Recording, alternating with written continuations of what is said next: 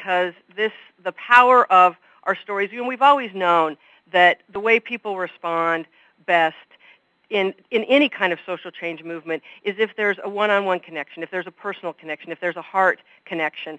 And there's no more powerful way to do that than when we talk about our own lives.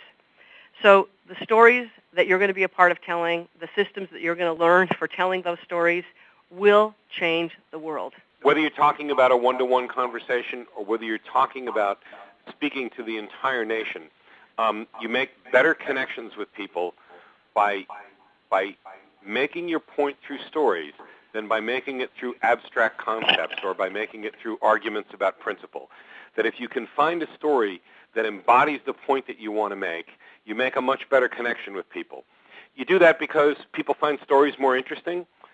You do that, I think, because it's harder to dismiss or argue somebody talking about something that happened to them. And you do that because it's a better way to illustrate a point, usually, to really bring something home.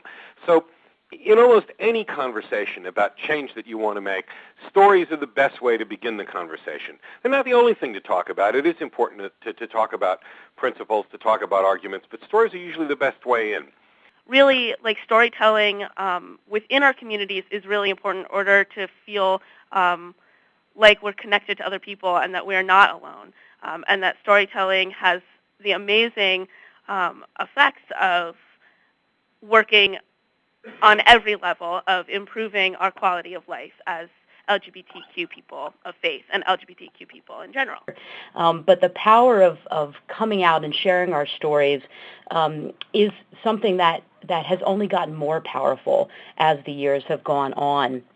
You know, the change that happens in our capitals, whether it's the U.S. Capitol or your state capitol, you know, that change, it takes a long time for it to happen. We've seen some great stuff recently, but really, that change takes a long time.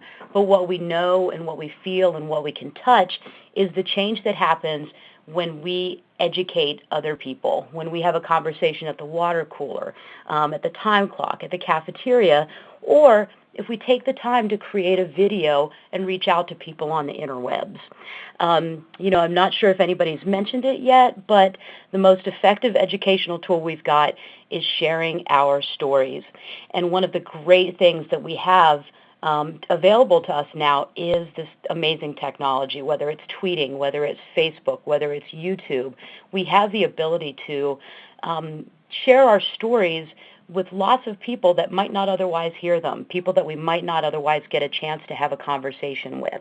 We've got to, and this has been said a lot tonight, we've got to personalize it.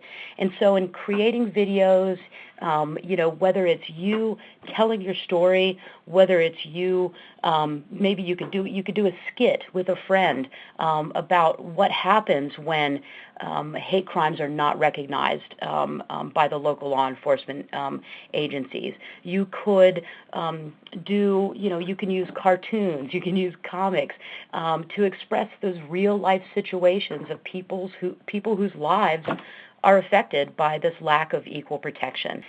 Share your stories, make the political personal so that folks can see that, you know, we're not talking about just some amorphous group of people, of Americans who think that they've been wronged, but rather it's my coworker, it's my neighbor, it's my classmate, and putting a real face on it has a very powerful impact.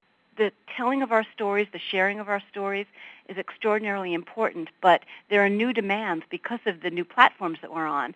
So whether it's Facebook or Twitter or the web or the cell phone, the audiences have completely changed and are demanding to participate and get involved. And we need to drive those interfaces so that audiences can reach into the stories and start to really participate, and there can be some real transformation, both personally and politically.